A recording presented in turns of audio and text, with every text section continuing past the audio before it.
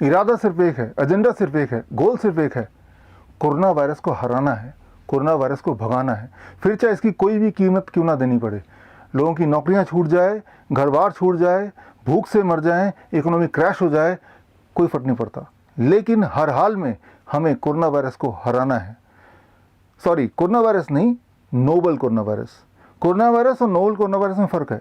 Corona virus को कहते हैं ह्यूमन कोरोना वायरस, एक ऐसा वायरस जिससे हम बचपन से अभी तक हज़ारों बार बीमार पड़ चुके हैं, फ्लू हो चुका है। तो वो तो है पुराना वाला जिसे कहते हैं ह्यूमन कोरोना वायरस, और आजकल जो चल रहा है जिसकी वजह से लॉकडाउन है, इसे कहते हैं नोबल कोरोना वायरस। अब पहले तो इन दोनों के फ़र्क को समझ लीजिए।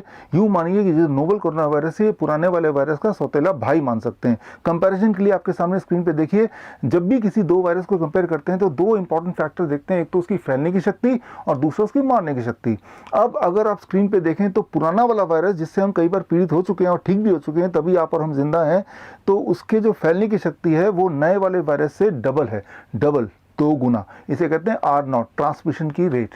यानी कि एक इंसान को अगर कोरोना नोबल कोरोना वायरस हो जाएगा तो वो ज़्यादा से ज़्यादा 2 इंसान तक फैलाएगा, जो आजकल चल रहा है। और पुराना वाला जो है ह्यूमन कोरोना वायरस, जो बचपन से अभी तक हम जिससे जूझते आए हैं, वो एक को अगर होगा तो वो 4 को फैलाएगा, तो डबल, राइट। ये तो हुई फैलाने की शक्ति। और अब उसके मारने की शक्ति। पुराना वाला जो ह्यूमन कोरोना वायरस है, जो बचपन से अभी तक हमारे पास है और रहेगा, उसकी मारने की शक्ति और नोबल कोरोना वायरस की शक्ति एक है। यानी कि 1000 लोग अगर पीड़ित होते हैं किसी इन दोनों में से किसी वायरस से, तो एक इंसान मरेगा और 999 लोग बिना कुछ किए ही ठीक हो जाएंगे।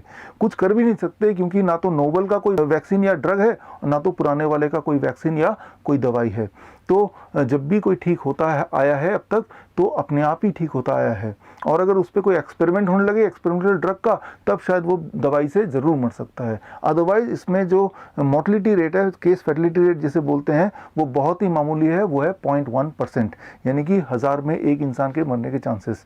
सो ऐसा इसे कहते हैं influenza like illness. Influenza like illness में कई सारे और भी हैं, ह्यूमन कोरोना वायरस के चचेरे भाई, मेरे भाई, H1N1, H1N2, या फिर इन्फ्लुएंजा ए, इन्फ्लुएंजा बी। इन सब का जो केस फर्टिलिटी रेट है, यानी कि मारने की शक्ति और ट्रांसमिशन शक्ति, दोनों लगभग बराबर ही है। इन सब से हमें कोई दुश्मनी नहीं है, ये सब हमारे दुश्मन नहीं है। हालांकि इनसे भी इंसान मर सकता है उतना ही जितना नोबल कोरोना वायरस से मर सकता है, लेकिन हमारी दुश्मन, जानी दुश्मन है नोबल कोरोना वायरस। हर हाल में इसको नहीं रहने देना जिंदा, इसको हराना, इसको भगाना है, फिर चाहे कोई भी कीमत चुकानी पड़े। और पुराने वाले जिससे भी लोग मरते हैं, कोई बात नहीं, उसको हम देख लेंगे, उससे हमें कोई दुश्मनी नहीं, कोई प्रॉब्लम नहीं है। नए वाले से प्रॉब्लम है, हालांकि नए वाला पुराने वाले से थोड़ा कमज़ोर है उसके बावजूद भी। तो खैर, आज से भारत सरकार के साथ और WHO के साथ मैं भी इस मिशन में जुड़ गया हूं, और मेरा भी एक ही मिशन हो गया है, हर हाल में नोबल कोरोना वायरस को भगाना है, मार भगाना है, रहने नहीं देना है, चाहे उसके लिए हर एक इंसान की जान चली जाए, चाहे लोग भूखे मर जाएं। और मैं चाहता हूं कि आप भी मेरे साथ जुड़िए इस मिशन में, गवर्नमेंट के इस मिशन में। कोरोना वायरस को हराना है, और जिसकी वजह से लॉकडाउन चल रहा है, बिल्कुल ठीक चल रहा है। लॉकडाउन का फ़ायदा ये है कि मैं अपने घर, आप अपने घर, अगर मुझे कोरोना वायरस है भी तो मैं आप तक पहुँचा ही नहीं पा रहा हूँ, ट्रांसमिट नहीं कर पा रहा हूँ। तो जो बेसिक हमारा जो गोल है, एम है, एजेंडा है, कोरोना वायरस ना फैले, वो पूरा हो रहा है। और हाँ, 3-4 घंटे के लिए जो सब्जी लाने निकलते हैं, तो उसमें भी तो ये मास्क लगाते हैं ना, और मास्क लगाने से क्या होगा, अगर मेरे बॉडी में कोरोना वायरस है तो मैं खांसूंगा भी, तो वो खांसी से जो कोरोना वायरस है इसी में रह जाएगा, आप तक पहुँचेगा नहीं। ज़बरदस्त आइडिया, फर्स्ट क्लास। तो अब इस इरादे को और मजबूती देने के लिए, ताकि कोरोना वायरस फैले ना, मैंने इस पर स्टडी की और पाया कोरोना वायरस फैलने के 2 रास्ते हैं। एक तो ये, अब देखिए, journal of American medical association के अनुसार 4 मार्च की रिलीज हुई उनका जो रिसर्च पेपर, वो ये कहती है, स्टडी ये कहती है, कोरोना वायरस मुंह से तो फैल सकता है, वो फिसीज से, यानी स्टूल से, यानी कि मल से, यानी टट्टी से भी फैल सकता है। और 26 मार्च 2020 WHO का खुद का रिपोर्ट ये कहता है, वो ह्यूमन टू ह्यूमन ट्रांसमिट हो सकता है, और ह्यूमन टू एनिमल भी ट्रांसमिट हो सकता है, एनिमल टू ह्यूमन भी ट्रांसमिट हो सकता है। तो अभी जो लॉकडाउन चल रहा है, वो लॉकडाउन इंसान के लिए, ह्यूमन के लिए, हम लोग घर में बंद हो जाएं। लेकिन जो स्ट्रीट डॉग हैं, गली के कुत्ते हैं, गली के सुअर हैं, गली के बिल्ली हैं, गली के जो जानवर हैं, उनका कोई घर ही नहीं है, एक्चुअली उनका स्ट्रीट ही उनका घर है। तो उन पे कोई लॉकडाउन नहीं हुआ, यानी कि वो खाली घूम रहे हैं, यानी कि वो अभी भी कोरोना वायरस तो फैला रहे होंगे ना। Sorry, not corona virus, novel corona virus. हमें तो कोरोना वायरस से कोई दुश्मनी नहीं है, मैं याद दिला दूं आपको, हमारी दुश्मनी सिर्फ नोबल कोरोना वायरस से है। सो वो जब छींकते होंगे, खास तौर पे वो जो टट्टी करते होंगे, तो उसके माध्यम से, जैसा कि 4 मार्च की रिपोर्ट में journal of American medical association की रिपोर्ट से साफ है, उसके माध्यम से एनवायरनमेंट में कोरोना वायरस फैला रहे होंगे। तो हमारे इस मिशन को ताकत देने के लिए, ताकि कोरोना वायरस को हम पूरी तरह रोक पाएँ और जो जो मीडियम है ट्रांसमिशन का, वो सारे मीडियम को हम ब्लॉक कर पाएँ, इसके लिए मेरा एक सजेशन है जो मैं भारत सरकार को और WHO को देने वाला हूँ। पहले मैंने सोचा आपसे पूछ लूँ, आप अप्रूव करेंगे तो ही मैं बात आगे बढ़ाऊंगा। मेरा सजेशन ये है कि मैं और आप मिलकर एक डाइपर बनाएं, एक ऐसा डाइपर, जानवरों का डाइपर, और कुत्ते हैं, बिल्ली हैं, सुअर है, गधे हैं, घोड़े हैं, खच्चर हैं, इन सबको डाइपर पहना दें, ताकि जब भी वो टट्टी करें तो वो डाइपर में ही रहे और डाइपर से कोरोना वायरस फैले ना। ठीक उसी तरह जब भी आप बाजार निकलते हैं, आप मास्क लगा के निकलते हैं, ताकि कोरोना वायरस छींक के बहाने या जो ड्रॉपलेट के बहाने फैले ना। ये आइडिया कैसा रहेगा? मुझे तो ये परफेक्ट लग रहा है। अब इमेजिन कीजिए, गवर्नमेंट ऑफ इंडिया ने इस आइडिया को मान लिया और अगले दिन यानी कि कल सुबह आप जब उठे और बालकनी से झांका तो ये क्या, चारों तरफ नज़ारा है, कुत्ते हैं, बिल्ली है, सुअर है, गधे हैं, सब ने डाइपर पहना हुआ, चमकता हुआ सफ़ेद रंग का डाइपर।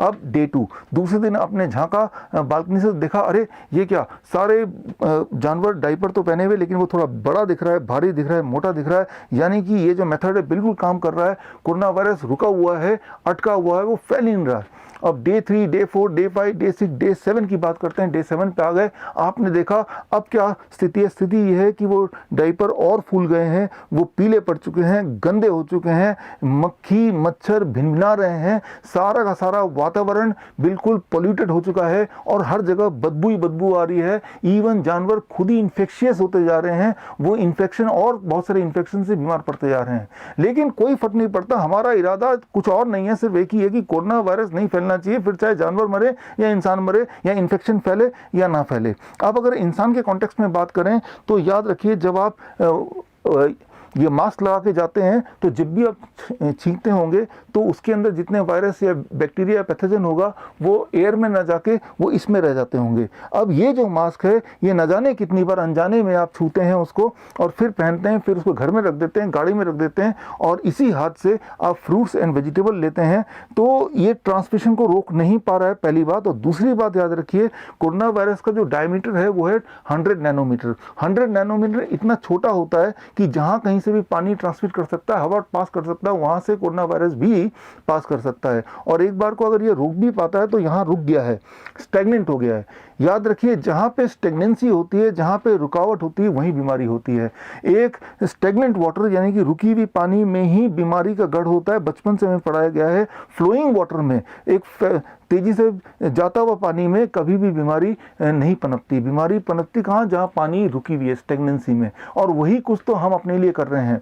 याद रखिए, भगवान का बनाया हुआ सबसे बड़ा जो एंटी वायरस है वो है सनलाइट एंड फ्रेश एयर। ये दोनों चीज ऐसी हैं जो एंटी वायरस का काम करते हैं, जो किसी भी वायरस को किल कर देती है। इस एटमॉस्फेयर में कोई वायरस जिंदा नहीं रह सकता, लेकिन आप क्या कर रहे हैं? उस वायरस को बचा रहे हैं सनलाइट से और फ्रेश एयर से। आप खांसते हैं तो कहीं ऐसा ना हो कि फ्रेश एयर इसमें मिल जाए, कहीं ऐसा ना हो सनलाइट मिले, तो वायरस यहाँ सेफ है, यानी कि यहाँ काफी समय तक जिंदा रहेगा। ठीक उसी तरह से हम सब घर में बंद हैं लॉकडाउन के हालत में, यानी कि सनलाइट और फ्रेश एयर हम तक नहीं पहुंच पा रही है, और यानी कि हमारे अंदर कोई वायरस होगा भी तो उसके मरने के चांसेस कम हो जाएगा।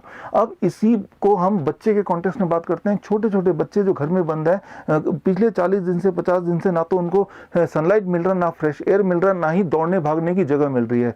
ऐसे में क्या होगा? उनके मेंटल स्थिति पे बहुत बुरा असर पड़ेगा और सबसे बड़ी बात, उनकी इम्यूनिटी बिल्कुल ही डिप्रेस हो जाएगी। एक बात ध्यान रखिए कि बच्चे, छोटे बच्चे, अगर वो दौड़ेंगे नहीं, भागेंगे नहीं, सनलाइट उनको नहीं मिलेगी, सनलाइट से कट ऑफ कर देंगे, फ्रेश एयर से कट ऑफ कर देंगे, तो वो बच नहीं सकते, वो मर जाएंगे, वो बीमार पड़ जाएंगे। ऐसे में 30 दिन बाद, 40 दिन बाद, 1 महीने बाद, 4 महीने बाद, 10 महीने बाद, 1 साल बाद, जब भी वो बाहर निकलेंगे और बाहर निकलने के बाद कोई छोटा मोटा वायरस जो नॉर्मली किसी को बीमार नहीं भी करता है, उससे भी वो बुरी तरह से बीमार पड़ जाएंगे, बिल्कुल बुरी तरह से।